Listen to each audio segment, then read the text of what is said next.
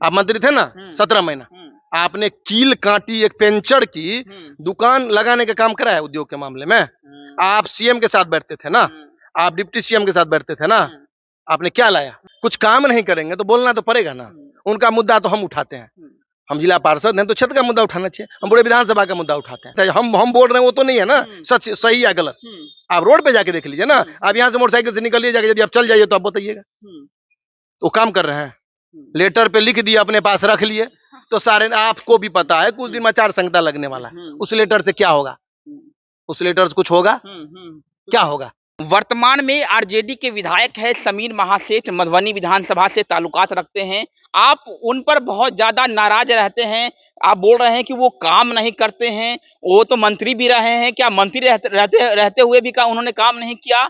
क्या नाराजगी है समीर महासेठ से आपकी? समीर महासेठ पर आप इतना नाराज क्यों रहते हैं, गुस्सा क्यों रहते हैं? देखिए, हम गुस्से में इसलिए हैं कि तो हमारे क्षेत्र का जो स्थिति परिस्थिति है ना बहुत खराब है, और बहुत खराब है इसीलिए है। और क्या है, उनसे कोई पर्सनली दुश्मनी है। हमारे घर के बगल में उनका घर है, कुछ काम नहीं करेंगे तो बोलना तो पड़ेगा ना। उनका मुद्दा तो हम उठाते हैं, हम जिला पार्षद हैं तो क्षेत्र का मुद्दा उठाना चाहिए, हम पूरे विधानसभा का मुद्दा उठाते हैं। आप हम दिखा देते हैं आपको। आप देखिए 1 मिनट के लिए, ये देखिए 1 मिनट रुकिएगा, आपको हम दिखाते हैं। ये देखिए, आप सुनिए। जो उसमें लोग साइकिल से नहीं जा सकते, गाड़ी तो छोड़ दी नहीं। ये लगभग कम से कम 25-50 गांव की बात कर रहा हूँ। पंडौल से जो लक्ष्मीपुर होते हुए नंदवार, छतवन, ब्लाट, कजियाना, रैयाम, बलिया जो रोड कनेक्ट होती है सर, वो उसकी स्थिति ऐसी हो गई है जो उसमें लोग साइकिल से नहीं जा सकते, गाड़ी तो छोड़ दी। तो सर आरईओ का रोड था, सर आरडब्ल्यूडी के लिए हम लोग बहुत सारा रिक्वेस्ट किए थे। मैंने विधान सभा में भी क्वेश्चन उठवाया था, लेकिन सर अभी ना वो आरईओ में है ना आरडब्ल्यूडी में है, और ना उसका मेंटेनेंस हो रहा है सर। और उसमें सर ये आप उठा रहे हैं मुद्दा। अब एक चीज बताइए, समीर जी पूरे विधानसभा देखते हैं? बिल्कुल। हम जिला परिषद 6 या 7 पंचायत देखते हैं, यही होता है ना। ये मुद्दा गंधवार जाने की, पंडौल से गंधवार छतवन होते हुए जो खजियाना ब्लाट होते हुए जो रैयाम को जाती है वो रोड है। 9 साढ़े 9 साल हो गया, आप देखे हैं? क्या किए? कुछ भी काम नहीं। आप देख लीजिए ना भाई, हम बोलेंगे रोड जाके देख लीजिए, इसमें क्या जरूरत है? हम बोल रहे हैं वो तो नहीं है ना सच सही या गलत, आप रोड पे जाके देख लीजिए ना। आप यहाँ से मोटरसाइकिल से निकलिए जाके, यदि आप चल जाइए तो आप बताइएगा। तो काम कर रहे हैं, तो मंत्री भी रहे हैं, मंत्री रहते हुए भी सड़क नहीं बनवा पाए। आप दिखाते हैं, 1 मिनट रुक जाइए। आप थोड़ा सा पूरा काला चिट्ठा रखे हैं क्या उनका? देखिए, काला चिट्ठा नहीं रखे हैं, पूरा खतियान रखे हैं। ठीक है, ये देखिए, दिखाइए क्या अब क्या है। देखिए, ये देखिए, आप ये देखिए, ये भवानीपुर का रोड, परमुद्रा से उगना मंदिर वाली सड़क है, पूरे जर्जर हालत में सर, वो बन नहीं पाए अभी तुरंत में। ये तो सर मुझे नहीं पता अभी कितना दिन हुआ है, लेकिन सर अभी जैसे सरवनी मेला आ रहा है, सावन आ गया, उसमें ऐसी हालात है सर जो जाने लायक नहीं है। कम से कम टेम्पोररी रिपेयरिंग भी हो जाए। ओ, मतलब जो काम विधायक जी को करना चाहिए वो काम आप कर रहे हैं, वो आपके सामने है। देखिए, मंत्री रहे, अभी एक छोटी सी बात बोल रहे हैं, आप जाके उगना महादेव स्थान जाइए, 16 करोड़ रुपए का फंड आया।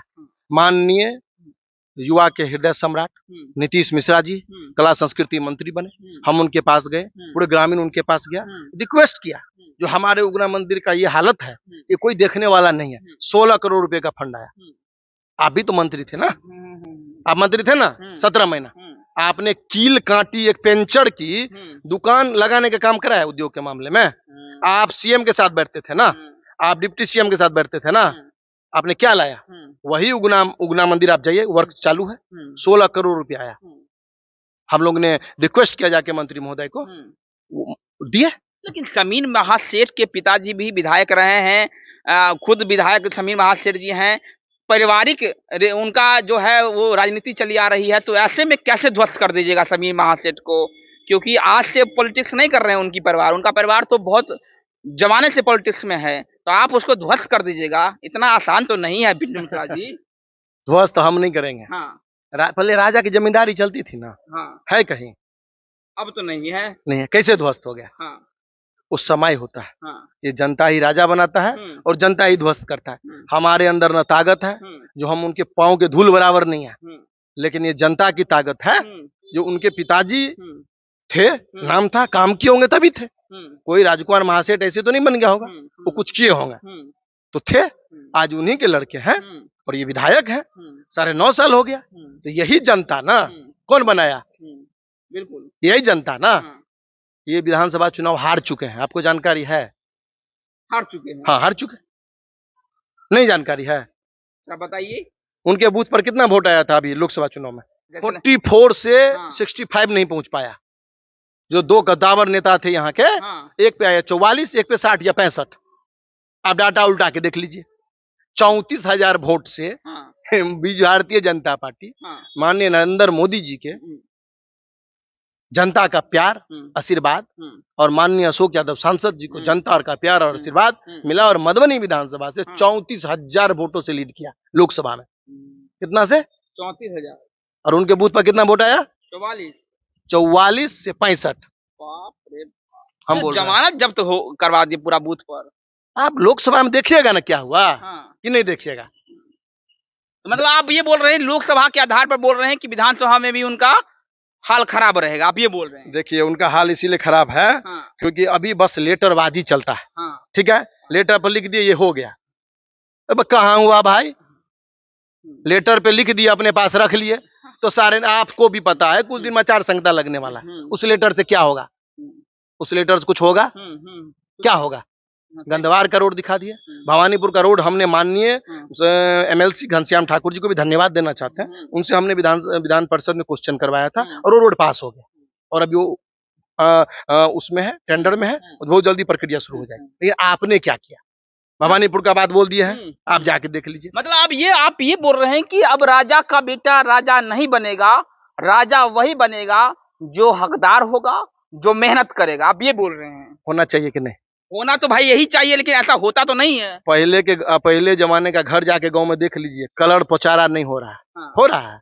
और नया जनरेशन के जो लड़के हैं, बिल्डिंग पे बिल्डिंग खड़ा कर रहे, तो मेहनत कर रहे हैं। उनकी जमींदारी थी, लेकिन ये जनता है, जमींदारी नहीं रहने देता है। हम हो या आप, काम नहीं करिएगा। एक चीज बताइए, विधायक जी से मिलने के लिए लोग को कहाँ जाना पड़ता है?